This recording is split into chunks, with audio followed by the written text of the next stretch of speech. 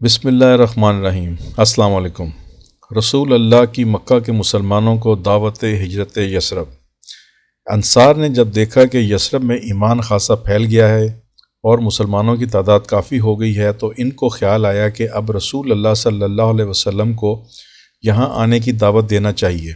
چنانچہ ایام حج میں 73 افراد اس غرض سے مکہ مکرمہ گئے اور سرکار دو عالم صلی اللہ علیہ وسلم سے ملاقات کی۔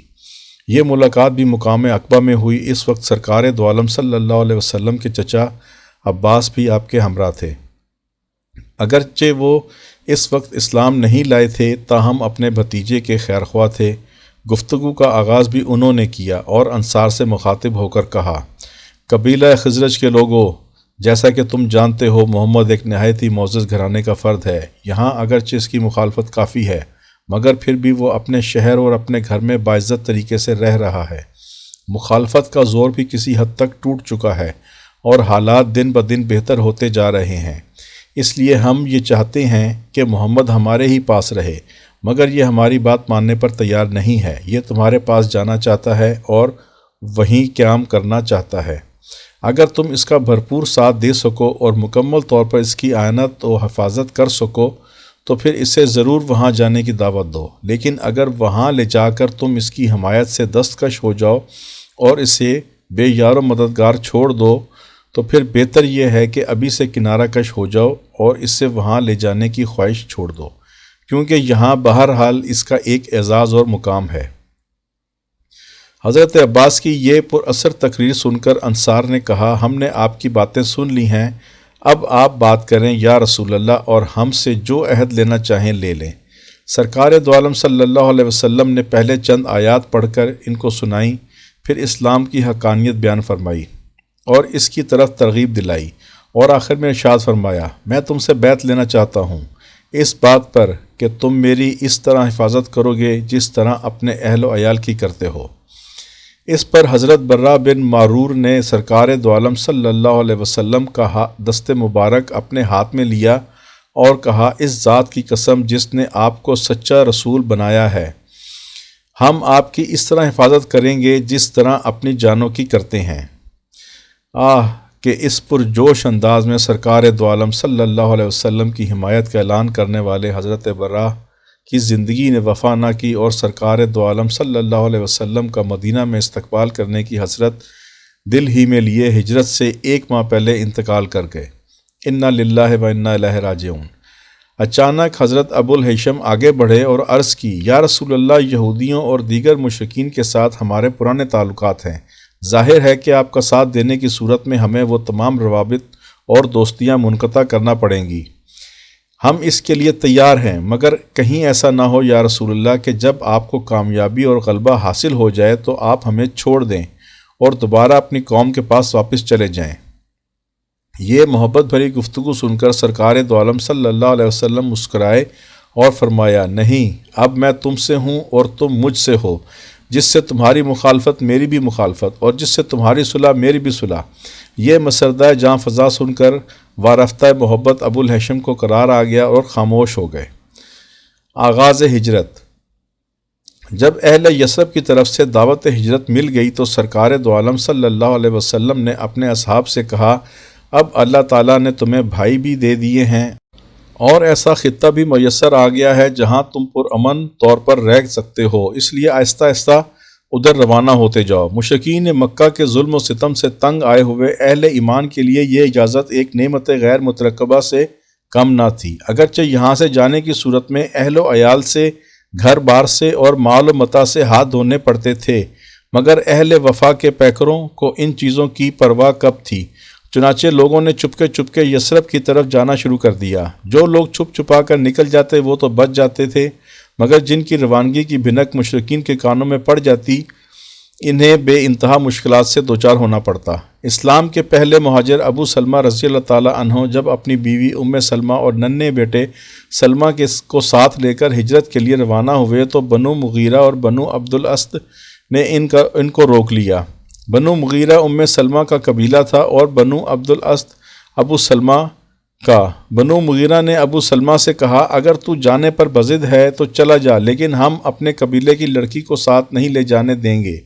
بنو عبدالاسد نے کہا ابو سلمہ تیرا بیٹا ہمارے قبیلے کا بچہ ہے، اگر تو جانا چاہتا ہے تو چلا جا، مگر یہ بچہ ہم اپنے ساتھ لے جا رہے ہیں۔ چنانچہ انہوں نے سلمہ کی گود سے بچہ چھین لیا اور لے کر چلتے بنے۔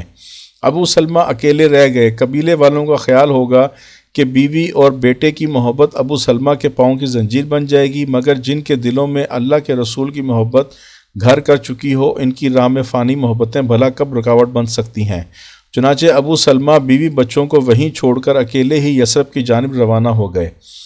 سلمہ کے غم کا کیا ٹھکانہ، شوہر اور بیٹی کی جدائی میں دن رات تڑپتی رہتی اور روزانہ اس جگہ چلی جاتی جہاں شوہر جدا ہوا تھا اور بیٹا چھینا گیا تھا، وہاں بیٹھ کر چپ کے آنسو بہاتی رہتی۔ اس طرح دل کا غبار ہلکا ہو جاتا اور کچھ قرار آ جاتا۔ یوں ہی تڑپتے سسکتے پورا سال بیت گیا۔ آخر ان کی حالت زار پر ایک شخص کو رحم آ گیا اور اس نے دونوں قبیلوں سے کہا تم نے یہ کیا ظلم روا کر رکھا ہوا ہے؟ سلمہ کو شوہر کے ساتھ بھی نہ جانے دیا، اس کا بیٹا بھی چھین لیا۔ اس کی بات سن کر دیگر لوگوں کا بھی دل پسیج گیا اور انہوں نے نہ صرف یہ کہ بیٹا لوٹا دیا بلکہ یہ بھی کہہ دیا کہ اگر تم اپنے شوہر کے پاس جانا چاہو تو جا سکتی ہو۔ سلمہ کو اور کیا چاہیے تھا؟ اسی وقت بیٹے کو ساتھ لیا اور اونٹ پر سوار ہو کر چل پڑی۔ اکیلی عورت، معصوم بچہ اور اتنا طویل سفر، بظاہر ناممکن سی بات نظر آتی ہے، مگر اللہ تعالیٰ نے ان کی حفاظت کا یہ بندوبست فرما دیا کہ جب وہ تنعیم پہنچی تو عثمان ابن طلحہ سے ملاقات ہو گئی۔ عثمان اس وقت تک اگرچہ اسلام نہیں لایا تھا مگر تھا بہت ہی شریف و نفس انسان۔ سلمہ سے پوچھا کدھر جا رہی ہو؟ یثرب جانے کا ارادہ ہے، سلمہ نے بتایا۔ تو کیا اکیلی جاؤ گی؟ عثمان نے حیرت سے پوچھا۔ ہاں، اللہ کے سوا میرے ساتھ کوئی نہیں ہے، سلمہ نے کہا۔ عثمان نے کہا کہ عورت ذات کا اس طرح اکیلے جانا ٹھیک نہیں، میں تمہارے ساتھ جاؤں گا اور تمہیں یثرب تک پہنچا کر واپس آ جاؤں گا۔ چنانچہ اس نے سلمہ کے اونٹ کی مہار تھامی اور آگے آگے چل پڑا۔ سلمہ فرماتی ہیں کہ میں نے ایسا پاک نفس شخص کوئی نہیں دیکھا، جب کہیں پڑاؤ کرنا ہوتا تو وہ اونٹ کو بٹھا کر مجھ سے کہتا اتر آؤ اور خود دور جا کر کھڑا ہو جاتا۔ جب میں اتر جاتی تو آ کر اونٹ سے سامان اتار لیتا، اونٹ کو کسی درخت یا جھاڑی سے باندھ کر خود بھی ادھر ہی لیٹ جاتا۔ روانگی کا وقت ہوتا تو اونٹ پر کجاوا وغیرہ کس کر مجھ سے کہتا بیٹھ جاؤ اور خود پرے ہٹ جاتا۔ میرے بیٹھنے کے بعد اونٹ کو اٹھاتا اور مہار تھام کر پیدل چل پڑتا۔ مکہ سے یثرب تک کا طویل راستہ اس نے اسی طرح پیادہ پا طے کیا اور مجھے ابو سلمہ کے پاس پہنچا کر واپس چلا گیا۔ ہجرت کر کے یثرب پہنچنے والوں کو دوبارہ واپس لانے کی کوششیں بھی کی جاتی اور اس سلسلے میں ہر طرح کے مکر و فریب کو روا رکھا جاتا۔ چنانچہ جب حضرت عمر رضی اللہ تعالیٰ عنہ آمادہ ہجرت ہوئے تو دو اور افراد حضرت حشام اور حضرت عیاش رضی اللہ تعالیٰ عنہ بھی آپ کے ساتھ جانے کے لیے تیار ہو گئے۔ طے یہ ہوا کہ فلاں جگہ فلاں وقت تینوں اکٹھے ہوں گے اور ساتھ چلیں گے۔ اگر مقررہ وقت تک کوئی نہ پہنچ سکا تو سمجھ لیا جائے گا اس کا راز فاش ہو چکا ہے اور وہ گرفتار کر لیا گیا ہے۔ حضرت عمر رضی اللہ تعالیٰ عنہ کو تو کوئی فکر نہ تھی کیونکہ آپ نے خفیہ ہجرت کی ہی نہیں تھی۔ آپ نے تو کفار کے بھرے مجمع میں اعلان کیا تھا کہ میں ہجرت کر کے جا رہا ہوں۔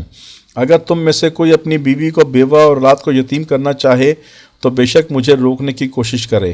یہ ہیبت ناک اعلان سن کر مشرکین اتنے دہشت زدہ ہوئے کہ کسی نے آپ کو روکنے کی جرات نہ کی اور آپ اعلانیہ روانہ ہو گئے۔ مقررہ جگہ پہنچے تو حضرت حشام وہاں موجود نہ تھے کیونکہ ان کا راز کھل گیا تھا اور مشرکین نے انہیں قید کر دیا تھا۔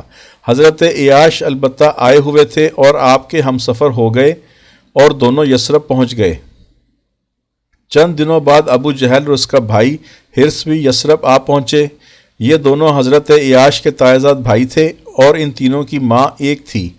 انہوں نے حضرت عیاش سے ملاقات کی اور کہا کہ تمہارے فراق میں ماں کا برا حال ہے اور اس نے قسم کھائی ہے کہ جب تک میں عیاش کا منہ نہ دیکھ لوں نہ سر میں کنگھی کروں گی نہ سائے میں بیٹھوں گی۔ اس کی حالت زار دیکھ کر ہم سے صبر نہ ہو سکا، اس لیے تمہیں لینے چلے آئے۔ فی الحال تم ہمارے ساتھ چلے چلو تاکہ ماں کی قسم پوری ہو جائے اور اس کو قرار آ جائے، بعد میں بے شک واپس چلے آنا۔ ماں کی بے تابی اور بے قراری کا سن کر حضرت عیاش کا دل پگھل گیا اور ان کے ساتھ جانے کے لیے آمادہ ہو گئے۔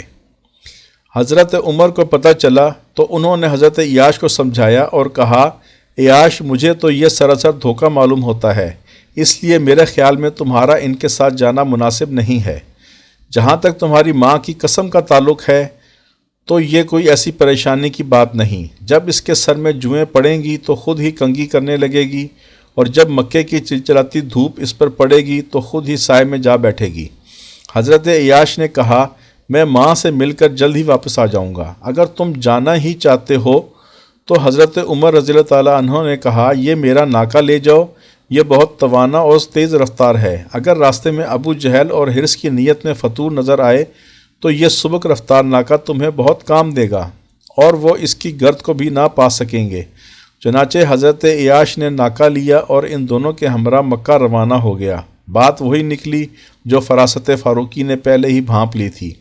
مکے کے قریب پہنچے تو ابو جہل کہنے لگا، میرا اونٹ تو بالکل ہی رہ گیا ہے، اگر تم اپنا ناکہ بٹھاؤ تو میں بھی تمہارے ساتھ سوار ہو جاؤں۔ حضرت عیاش نے اس کے کہنے پر ناکہ بٹھا دیا۔ ابو جہل اور حرص دونوں اترے اور حضرت عیاش پر ٹوٹ پڑے۔ حضرت عیاش نے بہترے ہاتھ پاؤں مارے، مگر ان دونوں نے مل کر انہیں باندھ لیا اور اسی طرح ان کو باندھے ہوئے مارتے پیٹتے مکہ میں داخل ہوئے۔ اس منظر کو دیکھنے کے لیے کافی لوگ اکٹھے ہو گئے تو ابو جہل نے فخریہ طور پر ان سے کہا، دیکھا تم لوگوں نے ہم نے ان بیوقوفوں کی کیا درگت بنائی ہے، تم بھی اپنے بیوقوفوں کے ساتھ یہی سلوک کرو۔ اس کے بعد حضرت عیاش کو بھی حضرت حشام کے ساتھ بند کر دیا گیا۔ غرض یہ کہ ہجرت کرنا کوئی آسان کام نہ تھا، بلکہ مال و متاع اور عزت و آبرو کو داؤ پر لگا کر یہ مہم سر کرنی پڑتی تھی۔ بہرحال اہل شوق کسی نہ کسی طرح یثرب کی جانب جاتے رہے اور یثرب میں جمع ہوتے رہے۔ رفتہ رفتہ سارے ہی مسلمان یثرب چلے گئے۔ سرکار دو عالم صلی اللہ علیہ وسلم، صدیق اکبر اور علی مرتضیٰ کے سوا کوئی بھی مسلمان مکے میں نہ رہا، سوائے ان لوگوں کے جو پابند سلاسل تھے، ناداری اور غلامی کی وجہ سے معذور تھے۔ حضرت صدیق اکبر کی اجازت طلبی۔ صدیق اکبر بھی ہجرت کے لیے بےتاب تھے، مگر سرکار دو عالم صلی اللہ علیہ وسلم سے اجازت طلب کی تو آپ صلی اللہ علیہ وسلم نے فرمایا، ابو بکر جلدی نہ کر، ہو سکتا ہے اللہ تعالیٰ کسی اور کو بھی تیرا ہم سفر بنا دے۔